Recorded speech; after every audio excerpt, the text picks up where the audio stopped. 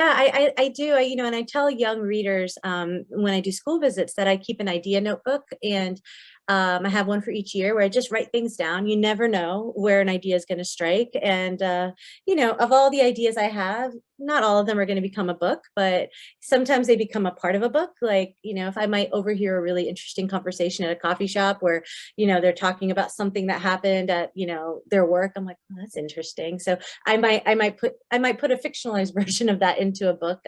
So ideas literally they come from anywhere for me, and I do have tons of ideas. Actually, I have to slow myself down because there's only 24 hours in a day, especially when you're a parent, and doing all these other things. But yeah, I'm very grateful. And something that readers ask me is like, oh, I'm afraid I won't have any more ideas.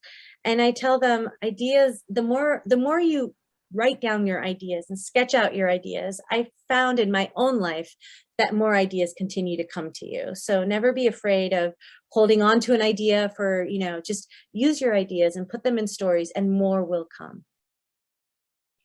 So, of all those ideas that you could be writing about, how do you narrow it down and choose the one that's going to be the next project? The one that's speaking to me and won't let go. Because I think, when you're writing a story, you're with that story for so long. And for me, on average, I'm writing a story from idea to publication. The shortest has been about 2.5 years, 2 years with Wonder Woman. And then the longest has been Written in the Stars, which was 10 years. And so you're going to be in solitude with this idea for so long.